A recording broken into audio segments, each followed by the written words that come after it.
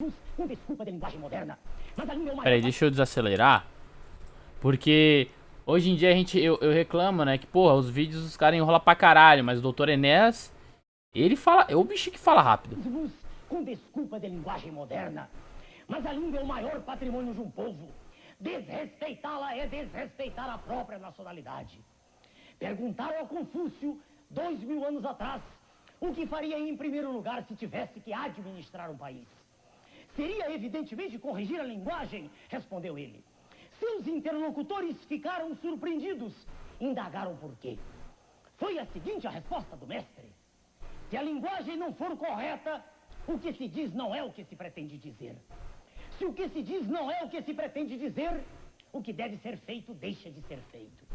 Se o que deve ser feito deixa de ser feito, a moral e as artes decaem. Se a moral e as artes decaem, a justiça se desbarata. Se a justiça se desbarata, as pessoas ficam entregues ao desamparo e à confusão. Não pode, portanto, haver arbitrariedade no que se diz. É isso que importa acima de tudo. Meu nome é... Ele entrou muito no conceito filosófico. Mas, porra, meteu o verbo. Concordo completamente. É o Dr. Enéas, né, caralho? O que acontece? Quando você pega uma língua nativa, uma língua... Porque tem vários lugares do Brasil com várias formas de se falar diferente. Quando você pega... Dá um minuto. Vou pegar um vídeo dele aqui. Só deixar aqui pausado. Quando você pega uma língua que ela já é nativa, que tem já algumas ramificações, Nordeste, Sul, enfim, até São Paulo, estado de São Paulo, você pega esses lugares, obviamente tem umas certas mudanças, mas todo mundo sabe que existe o português correto, que é o que une todos. Ter um português correto é o que faz as pessoas não saírem da linha. Porque senão o Sul ia falar a própria língua, o Nordeste ia falar a própria língua, o Rio de Janeiro ia falar a própria língua, eles iam criar novas palavras. Já tem meio que novas palavras vindo desses lugares, tá ligado? Existem já umas coisas assim. Mas existe a norma vigente, existe o português vigente, é o que está acima de tudo. E ele tem que continuar lá. Ele tem que continuar sendo o português usado por todos, pela maioria. Porque senão vira uma várzea, não vai ter comunicação direito. Sem comunicação fica um caos. Daí é só separar o Sul do resto do país. E aí eu moro lá. Melhores respostas do Dr. Enéas, parte 1. Vamos embora.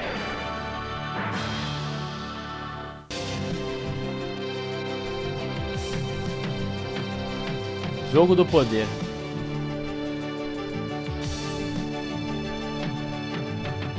Boa noite. A Rede Manchete continua aqui no Jogo do Poder a debater os principais assuntos nacionais, aqueles que prendem e até que dividem a opinião pública. Em 1998, nenhum tema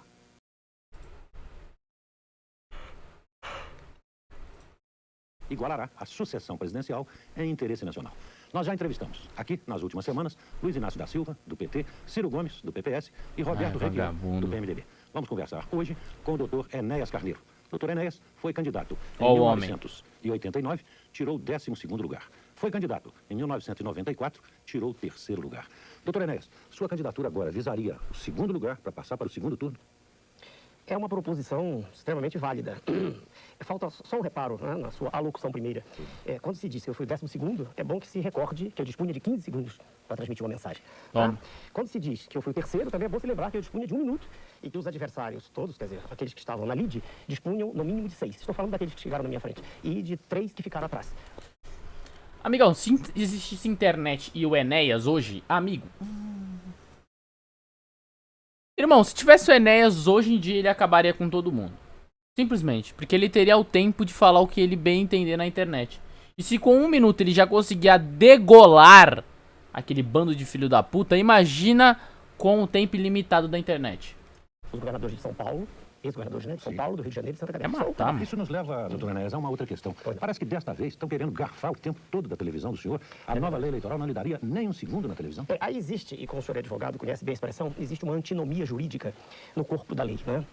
Se o senhor observar a lei, dentro do mesmo artigo, existe um parágrafo que afirma que tem direito a usar o tempo de televisão e rádio aquele partido que tiver candidato e representação. Sim. E logo a seguir, esse é o parágrafo segundo. Já o parágrafo terceiro diz que não, que vale a representação eleita em 94. Ora, uma coisa exclui a outra. Sim. São mutuamente exclusivos.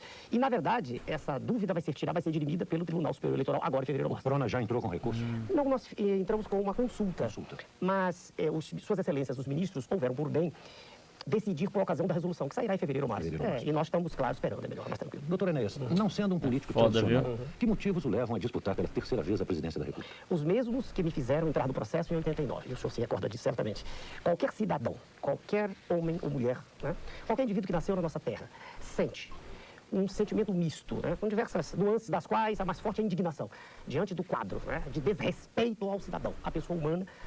Quadro esse que tem sido a tônica dos governos brasileiros. Governos que estão à frente do Estado, né? Que ainda existe, graças a Deus, ainda existe o Estado. Por enquanto. Estão querendo destruí-lo, mas o Estado soberano ainda existe. Então, o que me levou a entrar no processo em 89, o sentimento maior é esse, indignação, né? Quer dizer, eu não aguento mais. Eu sou médico, sou professor de medicina, vivo bem, graças a Deus, não dependo desse processo para sobreviver, não quero pertencer ao sistema que aí está, senão já pertenceria, e isso não vai nenhum demérito a nenhum deputado, a ninguém. Pelo contrário, existem muitos altamente distintos. Eu, inclusive, tenho comigo um homem cuja presença honra-nos muito no Prona, que é o doutor Develasco, não é essa a questão. E há muitos outros. O problema é que um deputado sozinho não consegue mudar o quadro que aí está. E eles todos têm que reconhecer isso quando vem o seu programa. Não há como. Quer dizer, o presidente da República, não. O próprio Enéas, ele já fala sobre ele já acabou de soltar uma palhinha do que o Olavo falou ali. Já falou em outros momentos. Do que? O presidente do Brasil não pode fazer nada. Tem que ter uma base. Tem que ter parlamentares, ele tem que ter o jogo, tá ligado? Por isso que foi muito difícil pro Bolsonaro fazer o que ele queria. Porque mesmo que ele fosse presidente, ele ainda era minoria. Não é minoria, não tanto, né? Mas ele não era maioria. Entendeu? Então ele tinha que comprar voto, tinha que fazer todo aquele lance sujo pra poder governar. É porque ele não tinha uma base forte. E tem um poder que, até certo ponto, é monocrático. Até certo ponto, dentro dos limites constitucionais, o que pode ser discutido, se o senhor permitir, no seu programa. Então, o que me levou foi isso. O sentimento é esse. Quer dizer, é impossível nós estarmos de braços cruzados, olhando para uma nação que tem todas as condições de ser, entenda bem o cuidado com o que eu digo, de ser a nação mais importante do planeta. Eu não digo que seja mais importante porque tem um povo mais culto. Ainda não o temos. Mas que tem aquelas condições básicas que fazem com que exista realmente independência e soberania de uma nação. É subsolo, com matérias-primas, água potável, sol o ano inteiro, etc, etc, etc. Sim. Com tudo isso, quer dizer, um indivíduo, qualquer um indivíduo, não precisa ser doutor em medicina, em engenharia, em física, não. Qualquer indivíduo, olha, o que há de errado nisso? Há alguma coisa muito errada. E eu quero crer que isso deve ter sido... A indignação, então, é o principal motivo. Sem dúvida. Eu disse assim, eu não aguento mais, eu não suporto mais ver a nação da qual eu sou filho, e todos nós somos, né? Nenhum de nós é alienígena, quero eu crer. Eu não suporto mais ver esse estado de desespero que vive a população brasileira. Não aguento mais. E resolvi entregar-me em holocausto a isso. Agora, doutor Enéas, o senhor tem um partido pequeno. Vamos na hipótese da sua eleição. O senhor governaria com quem? Com outros partidos? Onde o senhor buscaria a sua equipe de auxiliares? Muito bem. O senhor repete, e não faz por mal, certamente, mas o senhor repete a tônica, quer dizer, aquilo que se diz, se afirma e se repete através dos meios de comunicação e que eu tenho ouvido desde que entrei no processo. O que é um partido pequeno, o que é um partido grande? Com sua licença, eu me permito examinar um pouquinho a questão. Estou olhando para o relógio para não ser prolixo. Veja o senhor. Cara, o maluco é muito das humildas, né, mano? Ele é muito humilde. Olha o jeito que ele senta na cadeira. Através dos meios de ele tá comunicação. puxando o pezinho, não dá pra ver. Aqui é o joelho. O que é um partido pequeno, o que é um partido grande? Com sua licença, eu me permito... Aqui é o joelho dele. O cara subiu assim, ó, ficou assim, ó. Tipo... Fica mais à vontade e tal. Ele é muito, tipo, solto, tranquilo. Ele solta... Ele parece mais realista, tá ligado? Não é aquele boneco do caralho que são os políticos. Terminar um pouquinho a questão. Estou olhando pro relógio para não ser prolixo. Veja o senhor. Vamos olhar para o maior partido, o maior, né? O que é o maior partido? Que tem o maior número de deputados? Por definição é. Dentro desse conceito, a que o senhor fez alusão implícita. Ou de filiados? Não, isso não diz nada, porque todos os partidos políticos juntos não têm 10% do eleitorado brasileiro. Então isso não diz nada. Quer dizer, o argumento peca, não tem consistência. Agora vamos então para o outro lado, quer dizer, o número de representantes. Deveria ser essa razão. Ora, se o PMDB, nada contra deputados do PMDB, contra o presidente, Sua Excelência, doutor Paz de Andrade, por quem tem inclusive respeito e admiração, pelas posições nacionalistas que ele tem tomado. Mas olhamos para o PMDB. Em 1994, eleição presidencial, o representante do PMDB, com todo respeito também, o senhor Orestes Quercia, ele tinha um partido grande em suas mãos. Tinha mais de 3 mil diretórios, não sei o número exato. Mas do que adiantou isso? O senhor tem razão. Eu ultrapassei sem ofendê-lo em nenhum momento. Jamais fiz ataque pessoal a ninguém, não gosto disso, nem de vida particular deles, mas apenas mostrando que existe uma inépcia, né, política gigantesca, em que os partidos políticos se tornam apenas instrumentos de manutenção do poder, só e mais nada. Exato, por isso que quando o Enéas fala é maioria no Senado, mas não é ninguém na rua, é isso que é realmente um partido grande. O que adianta o partido ter o poder ali, mas ele não tem a maioria do povo, sabe?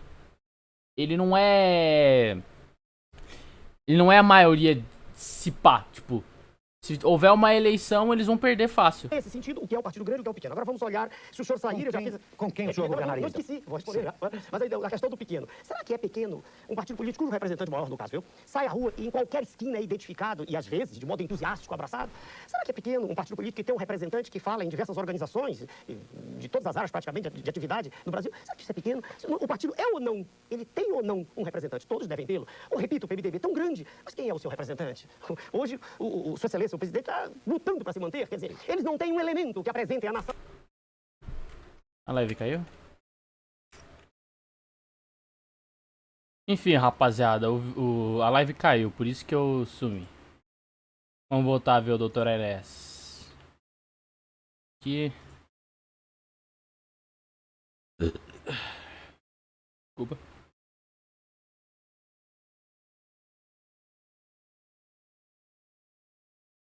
E digam, é ou não? Não, eles estão se engalfinhando. É isso que é pequeno, grande. Bom, agora voltemos com quem? Será que... Na hipótese, claro. Claro que é uma hipótese, né? Só se sabem os resultados após a abertura das urnas. Quer dizer, quem é que nos diz? Quem é que tem coragem de afirmar que a inteligência nacional está só nos partidos políticos? Quem teria coragem de, a meu ver, dizer isso? Se ele estaria sem dúvida, a meu ver, cometendo uma veleidade, proterva, porque... há indivíduos de altíssimo gabarito intelectual que jamais entraram em qualquer partido. Fora dos partidos. Sem dúvida. Quer dizer, a inteligência não tem que estar nos partidos, pode estar neles e fora. E outra questão, em estando no poder, e isso o senhor também é testemunha da história, no nosso país, em todos os países do mundo, em estando no poder é naturalíssimo que todos, ou quase todos, deles se aproximem. É a natural admiração pelo poder. Não haverá problema. Nenhum. Agora, doutor Enéas, o senhor colocou como um dos motivos principais da sua candidatura a indignação. 89, né? De Há uma agora? trajetória de lá para De agora também? Não, a indignação é maior. É maior? Bem maior. A indignação vem procedendo. Então eu pergunto ao senhor. As pesquisas indicam o presidente Fernando Henrique Cardoso na frente, em todas elas. Quer dizer, o povo então não está indignado? Não, o povo não sabe o que se passa. Vamos bem devagar, e não tem culpa disso. O povo não está indignado. Você... Foi um salto muito lógico. É rara a existência de um programa como esse seu, em que, num tempo de exposição extremamente razoável, as verdades podem ser ditas como eu espero poderão ser ditas aqui. Mas vejamos, a nossa população não sabe que o que aí está, que é chamado Plano Real, é uma farsa. A população não sabe que está toda ela sentada no barril de pólvora, prestes a explodir. A população não sabe que a inflação está contida, como uma água numa represa. A população não sabe que, mesmo assim, está havendo também um aumento pequenino, progressivo de preços. A população não sabe que o Brasil não tem como pagar as contas gigantescas dos déficits das transações comerciais, etc. A população não sabe, porque o que se apresenta nas imagens coloridas da televisão é um mundo diferente do mundo real. A população está com a cesta básica, está comendo frango. Excelente. Caralho, mas isso daí é só o que aparenta. O custo da cesta básica, o custo do frango. É contentador? Um excelente argumento. Se nós pensássemos na aquisição desses bens fundamentais, quer dizer, da sobrevivência, eu seria obrigado a concordar com o senhor que, na verdade, o indivíduo hoje, como ele não tem aquele desespero da moeda se esvair na sua mão, ele diz assim, não, eu consigo comer. Mas o que ele não sabe, o senhor me permite, posso passar? É que ele não irá comer no futuro. Por favor. Eu escrevi esse documento, quando eu digo eu tô falando por um grupo que está comigo, né? Escrevi, e os colegas, e eu examino aqui a farsa do real, num certo instante. E eu digo exatamente aqui isso, e responde a pergunta do senhor. Você não sabia que seria essa, a farsa do real? Um instante aqui que eu digo aqui. A farsa do real, qual é o nome? O Brasil em Perigo, Dr. Enéas, vamos ver. Será que tem esse livro?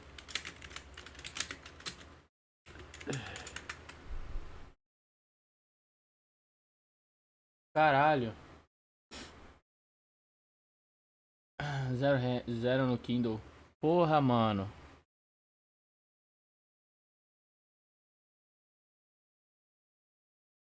Porra, mano.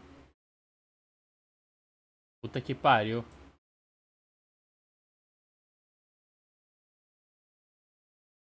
Digo eu tô falando por um grupo que está comigo, né? Escrevi, e os colegas, e eu examino aqui a farsa do real, num certo instante. E eu digo exatamente aqui isso, e responde a pergunta do senhor. Você não sabia que seria essa, a farsa do real? Um instante aqui que eu digo aqui. Eu pergunto assim, até quando a agricultura vai aguentar? Lembremos-nos da Marcha a Brasília. Aqui, agora estamos em Brasília. Quem fez aquela marcha, naquela ocasião, não foram os indivíduos sem terra, eram agricultores que não conseguiam pagar. Todos os pequenos e médios agricultores não estão aguentando o que aí está. Não estão aguentando as taxas de juros, são as maiores do planeta, não estão aguentando pagar os empréstimos, não estão aguentando concorrer com os preços dos produtos agrícolas importados, que estão sendo importados a tarifas baixíssimas. Então eu pergunto, até onde as diversas classes trabalhadoras vão suportar perdas salariais? Que já naquela época, na passagem da URV, né, para o real já foi em torno de 30%. Até que nível vão fazer descer a atividade industrial? Há pouco tempo, disse o presidente da Associação Brasileira de Máquinas, estamos todos nos transformando em revendedores. Sim, para sobreviver tem que revender. Quantos milhões a mais de pessoas estarão desempregadas? Mais de 10 milhões hoje. E o comerciante até quando vai aguentar? Aí, o senhor, aqui eu me permita, falando com o telespectador, se é um homem extremamente humilde, ganha um salário mínimo, ganhou sempre para comer, o senhor é capaz de jurar que está tudo bem? Claro, porque o seu dinheiro que se volatilizava antes do plano, aparentemente agora rende na sua mão. Mas eles não deixam o senhor saber que essa situação está sendo artificialmente mantida. O que a gente pode examinar com mais calma? Doutor Enéas, vamos fazer um pequeno intervalo e voltaremos em seguida, daqui a 1 minuto. É isso. É isso. Hablo Enéas. Depois eu vou até me inscrever nesse vídeo. Nesse canal, no caso. Daí a gente continua depois. Ver a parte 2, a 3, enfim.